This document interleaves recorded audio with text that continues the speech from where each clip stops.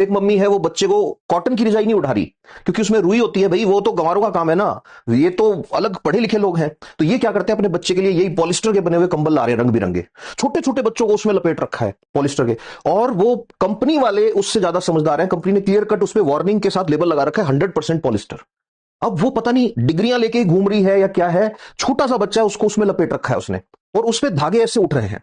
अब कंपेयर करो सिचुएशन कि आप रात को कॉटन की रजाई लेके सो रहे हो, या आप वो खेस बोलते हैं जिसको कॉटन से बनता है वो ले रहे हो, या ऊंट की ऊन से या भेड़ की ऊन से बना हुआ कंबल लेके सो रहे हो सकता है वो कूल नहीं लगे, हो सकता है चुभरा हो सकता है रजाई आपको देखने में सुंदर नहीं लगे। अब आप ले आए खरीद के रंग बिरंगे के चक्कर में पॉलिस्टर वाला, और वो गर्म बड़ा रहता है। गर्म क्यों नहीं रहेगा, मैंने बताया एयर प्रूफ कर देते हैं। एयर प्रूफिंग के लिए क्या डाला उन्होंने, उन्होंने डाले इसमें पर फ्लोरो एल्काइल सल्फोनेट, अभी बताया मैंने। और इससे क्या होता है, कैंसर। अभी सुनते जाना। इसके अलावा जब बन रहा था तो क्या डाला, एंटीमनी डाला। शुरू में पॉलिस्टर जब बनाया था तो ये थोड़ी पता था कि इसके कंबल बना लेंगे लोग, और कूल दिखने के चक्कर में छोटे छोटे बच्चों को वो कंबल उठा रखे हैं। बाद में 10 साल बाद घूमते फिर रहे हैं कि हमारी बेटी के पीसीओडी हो गया, हमारे तो बच्चे के छोटे से कई एलर्जी हो गई, इसके अस्थमा हो गया। अरे उस मम्मी ने किया है जो सिर्फ डिग्रियां लेके घूम रही है, और अपने आप को सुपीरियर दिखाने के चक्कर में हर वो चीज खरीद के ला रही है जिसका टीवी पे ऐड देख लिया या जो फिल्मों में देख ली। एक बार एजुकेशन, उनकी क्वालिफिकेशन तो देखो जिनसे इंस्पायर हो रहे हो। अब हो क्या रहा है, वो जब बच्चा ओढ़ रहा है उसको, तो पॉलिस्टर के माइक्रोफाइबर्स उसके नाक से और उसके मुंह से अंदर जा रहे हैं। छोटा बच्चा है तो पक्का कपड़े को चबाएगा भी। अब दोनों कंडीशन को कंपेयर करो, कॉटन वाली रजाई के फाइबर अंदर गए, कॉटन गया अंदर। कॉटन डाइजेस्ट नहीं होगा बट वो सेलुलोज में ब्रेक डाउन होगा, और सेलुलोज को पचाने के लिए हमारे पास डाइजेस्टिव सिस्टम में पावर नहीं है, बट उसको डिग्रेड कर देते हैं हमारा मैक्रोफाज सिस्टम, हमारे एंजाइम्स उसको डिग्रेड कर देते हैं, म्यूकस के साथ बाहर आ जाता है।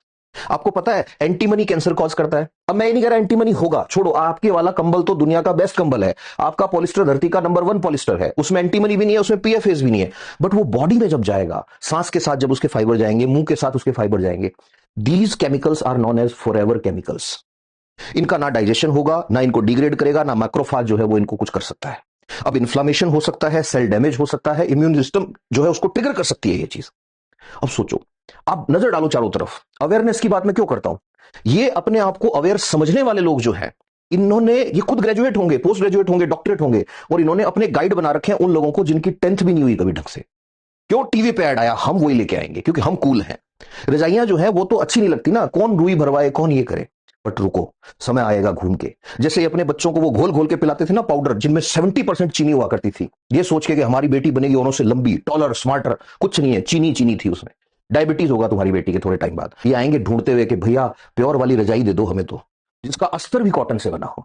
ये औकात है अर्बनाइजेशन जिसको कहते हैं।